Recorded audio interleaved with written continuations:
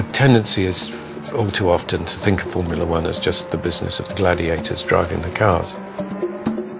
Actually, so much of Formula One history is about the designers designing things that give an advantage to the guy driving that car.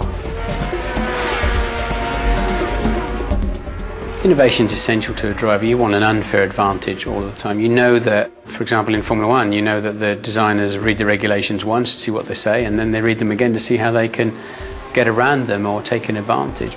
And that's the brilliance of it, that's the excitement, that's what drives it forward, it's why it's so high-tech. There are periods of motorsport where you can see it really, really clearly.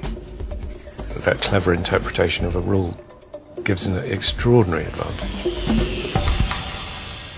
In 1978, Murray's search for a competitive edge is taken to new extremes with his extraordinary fan car. The fan car was born out of necessity, really, because Lotus had invented ground effect.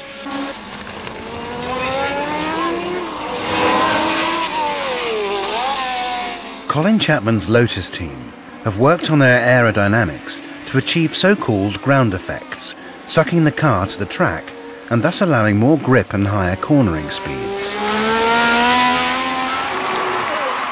Lotus's success is a challenge to all the teams. Murray urgently needs inspiration, and he finds it in the rulebook with a loophole in the wording. The regulations state that a movable device, primarily used to give an aerodynamic advantage, is not allowed. Murray therefore designs a large fan which, he can argue, is primarily to cool the engine, but with the crucial side effect of sucking the car to the road.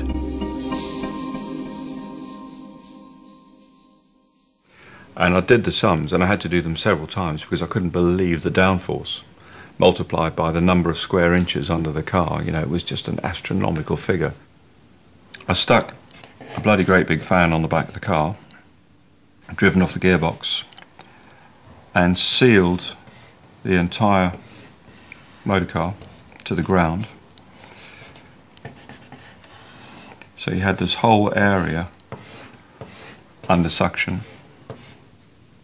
The difficult bit, in 3 months we had to redesign the whole car and come up with a fan that would survive nearly 8,000 revs. That was 18 inches diameter, without falling to pieces. And all the early ones exploded. The Swedish Grand Prix at Anderstorp, and Murray's secret weapon is unveiled for the first time. I think for the majority of the teams it was a novelty. When they first saw it on the Thursday, word went around that obviously we had this car and it had a fan on the back of it. I remember Colin Chapman immediately saying it was illegal. And every time the car came in fact even when we raced, we had a dustbin lid that we used to actually put over the fan.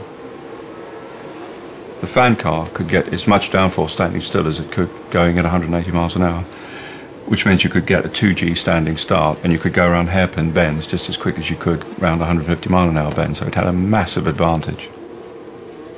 Well, nobody took a lot of notice of it until it started. I think people thought it was going to be quick, and they were right, but we tried to make sure that it didn't look quick. Bernie made the drivers qualify on full tanks because he didn't want to be too fast. The other teams, led by Colin Chapman and Lotus, are outraged by Brabham's huge advantage, which they consider to be illegal.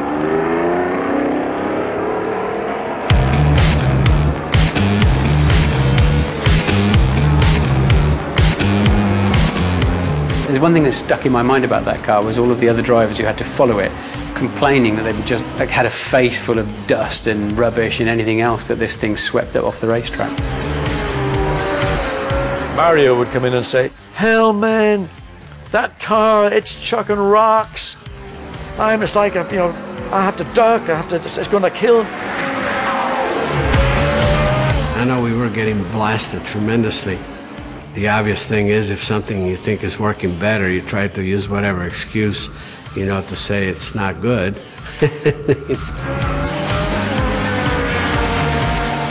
Niki Lauda wins the race by 34 seconds, but the fan car is doomed.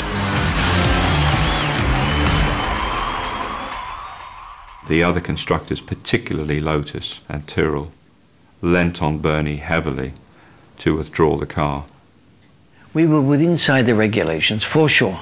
But Colin said, if we don't mind, everyone will be doing this. And it's a little bit crazy, because there's maybe no limit in the end.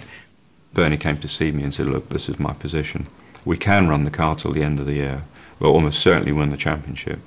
But I think the Constructors Association is more important.